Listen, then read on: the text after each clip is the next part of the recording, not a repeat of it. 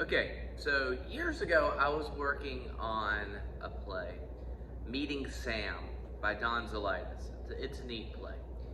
And I had a student that was supposed to walk into their apartment only to be confronted by the fictional characters they've been writing books about but have never finished over the year. And the characters are very frustrated about the fact the author has not finished their stories. When she walks in, she's supposed to be surprised, but my actress was really struggling with acting surprised on stage.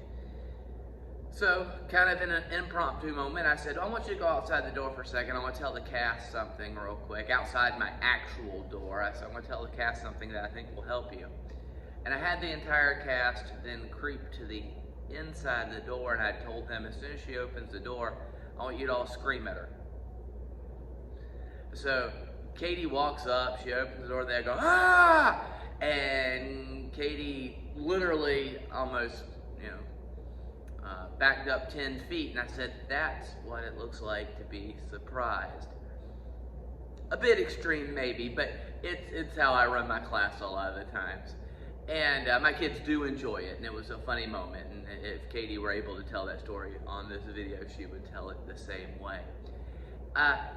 The thing is, sometimes I have found it is better to show the kids what the emotion really looks like so they can put it on stage. And today's game, and a lot of my games, deal with that very concept. This game is called the pointing game, and it teaches a lot of things, but I think primarily it teaches treachery and how to deal with that. So what I do, first of all, this game takes a minimum of about 10 to 12 people, preferably closer to 20, and it can go up to 25 or 30.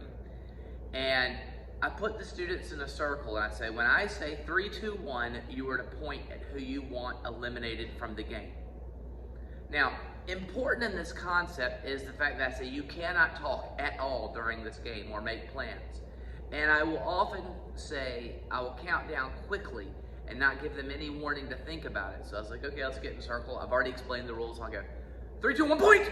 And then they kind of freak out and they point at whoever they're pointing at. And I say, you have to freeze your hands, don't move. And I'll go to a student.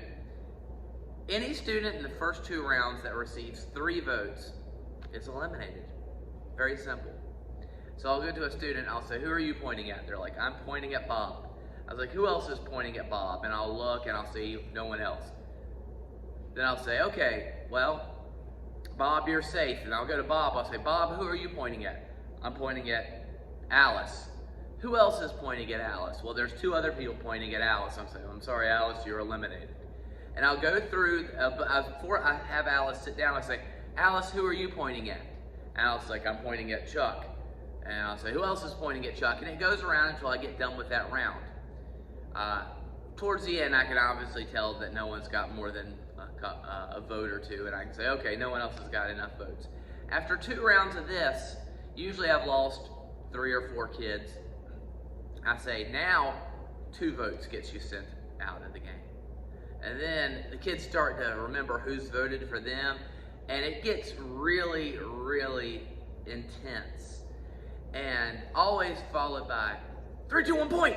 Real fast pointing call, so they don't have much of a chance to think about it. When we get down to 3, you go until 2 are pointing at one. Sometimes you'll have them do the Spider-Man thing where each is pointing at a different one. And then eventually you will get 2 pointing at the same person. And at that point, those 2 win.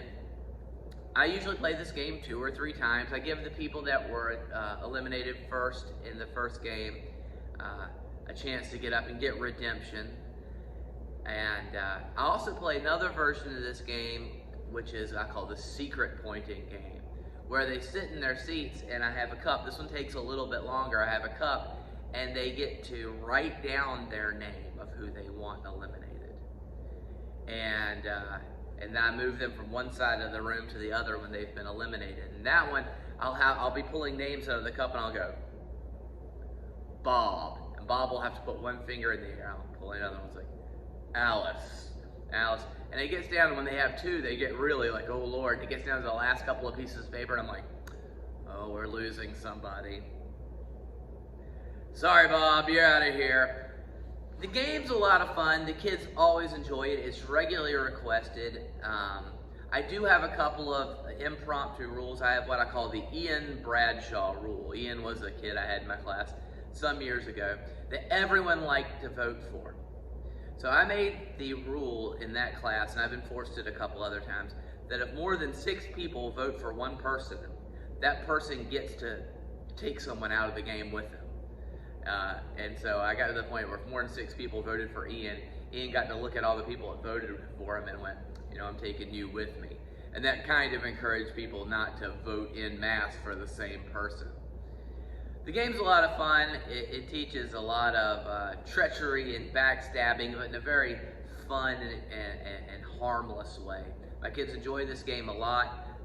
It's a quick warm-up. The version where you stand up only takes a couple of minutes. If you want to do the secret version, it takes a little bit longer, but they are a lot of fun and the kids enjoy them.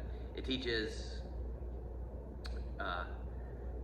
also how to lose gracefully, which is a lot of fun. And some of my kids don't lose gracefully, and that's a lot of fun also because they act like they're offended, insulted, and swear for revenge. Anyway, it's a good time. I hope you enjoy this game.